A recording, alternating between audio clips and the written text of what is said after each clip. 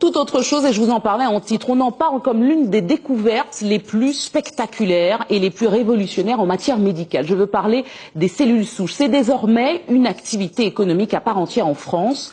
Le Parlement l'a autorisé mi-juillet sous le contrôle de l'Agence de la biomédecine et la décision a été validée par le Conseil constitutionnel début août. 5 projets de traitement des maladies cardiaques, du cancer de la peau et du diabète sont en cours. Mais alors comment fonctionne la thérapie cellulaire? Avant d'en parler avec notre invité, chercheur, voyez ce reportage. Un laboratoire et une usine à la fois. Ces biologistes manipulent des cellules humaines destinées à réparer un organe malade. C'est la thérapie cellulaire. Pratiquée ici pour la première fois à l'échelle industrielle. Avec ce laboratoire public de 80 millions d'euros, la France part à la conquête de la médecine de demain. Le marché de la thérapie cellulaire est un marché en pleine émergence. C'est une réserve de croissance considérable. Il progresse de 20 à 40% par an. Si on veut être le leader demain, il faut investir aujourd'hui. En effet, de 500 millions d'euros en 2012, le marché de la thérapie cellulaire devrait grimper à 5 milliards en 2015, 10 milliards en 2020. Ici, on fait du sur-mesure. Le principe est de guérir un malade avec ses propres cellules. 5 projets de traitement sont en cours. Ils concernent les maladies cardiaques, le cancer de la peau ou encore le diabète. Nous avons choisi de commencer par des maladies toujours très graves, en fait rares, voire très rares. Donc c'est quelques centaines de patients par maladie en France. La thérapie cellulaire, Patrick Oxemery, 61 ans, est l'un des tout premiers à en avoir bénéficié. Il a servi de cobaye alors qu'il souffrait d'une insuffisance cardiaque sévère. Il y a 3 ans, je n'aurais pas marché jusqu'ici. C'est pratiquement certain. Hein. Et en pire, c'est que j'aurais pas remonté cette côte. Pour le petit faux plat qu'il y a. Ça, je l'ai vécu. Et donc, pour moi, maintenant, c'est presque revenu à la normale. Voici son cœur. En mauve, la partie abîmée, suite à une artère bouchée. Des cellules de moelle osseuse lui ont été prélevées, puis mises en culture et réinjectées pour réparer la partie malade. Au CHU de Toulouse, 10 patients ont déjà bénéficié de cette thérapie. 8 d'entre eux vont bien. Un espoir pour les milliers d'insuffisants cardiaques. Plus la population vieillit et plus il y aura d'insuffisants cardiaques, donc de patients fragiles et avec des techniques qui sont pas si lourdes que ça, bien moins lourdes que la transplantation comme on l'a dit, on peut espérer toucher une grande partie de la population. La thérapie cellulaire, un marché qui donne des idées. Certains laboratoires privés proposent déjà de conserver vos cellules, de les faire rajeunir et de les réutiliser un jour peut-être. Un pari qui coûte tout de même 47 000 € à celui qui croit en la jeunesse éternelle.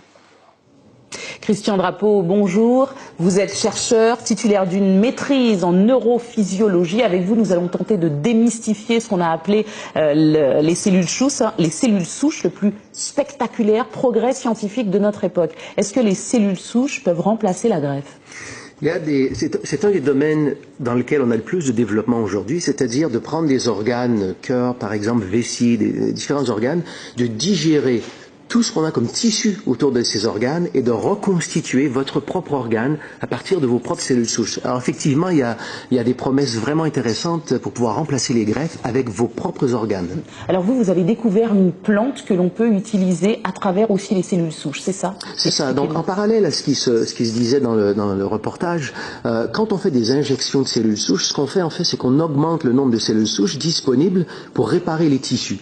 Alors nous on a une approche un peu parallèle qu'on a découvert par hasard en étudiant des plantes, c'est qu'on utilise des plantes qui libèrent vos propres cellules souches de votre propre moelle osseuse. Donc on augmente le nombre de cellules souches disponibles pour réparer les tissus en utilisant vos propres cellules souches d'une façon naturelle, en fait de la façon dont le corps le fait naturellement. Alors est-ce que ça veut dire que ces injections de cellules souches pourraient guérir certaines pathologies lourdes, par exemple ?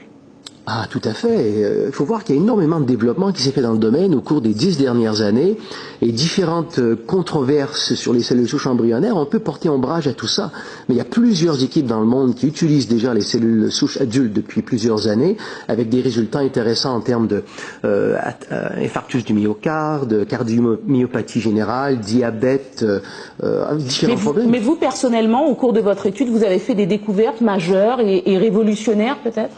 On a découvert différentes plantes comme ça qui ont un effet au niveau des cellules souches, en libérant les cellules souches, en facilitant leur migration au niveau des tissus, et on a des résultats comparables à ce que d'autres équipes ont obtenu par injection, c'est-à-dire justement des améliorations vraiment marquées en cas de cardiomyopathie, par exemple. Oui. Des gens qui étaient sur des listes de transplantation cardiaque et puis 2-3 mois après se retrouvent avec des vies tout à fait normales. Mais alors pourquoi la pharmacopée française a pris autant de temps pour permettre justement une activité économique réelle, comme on l'a dit au mois d'août? Pourquoi autant de temps si c'est vraiment vérifié? Oui, c'est une question qui est assez complexe parce que il y a différents éléments. Premièrement, c'est une explosion dans le monde de la médecine. Je pense qu'on n'a jamais vu quelque chose de pareil. La littérature scientifique est tellement prolifique dans ce domaine de recherche que personne n'est vraiment au courant de tout ce qui se fait. Donc plusieurs laboratoires à travers le monde ont développé leur propre protocole et d'autres laboratoires sont pas au courant. Donc il y a eu une espèce de confusion, si je peux dire, scientifique. Donc c'est un des éléments. Autre élément, c'est une approche qui n'est pas, je dirais, guidée par le diagnostic. C'est pas guidé par un Parkinson ou un Alzheimer ou un diabète, c'est guidé par un phénomène physiologique du rôle des cellules souches dans le corps. Donc du coup, ça rentre pas bien dans la conception médicale traditionnelle. Donc il y a différents éléments qui ont fait en sorte que ça a tardé un peu à démarrer, mais c'est déjà utilisé depuis plusieurs années. Vous organisez une conférence dimanche. Dimanche, ici à Madiana en Martinique et en Guadeloupe samedi, justement sur tous ces sujets. Merci beaucoup. Merci Christian Drapeau. Je rappelle que vous êtes chercheur et titulaire d'une maîtrise en neurophysiologie. Vous nous avez parlé des cellules souches. Merci beaucoup. C'est moi qui vous remercie.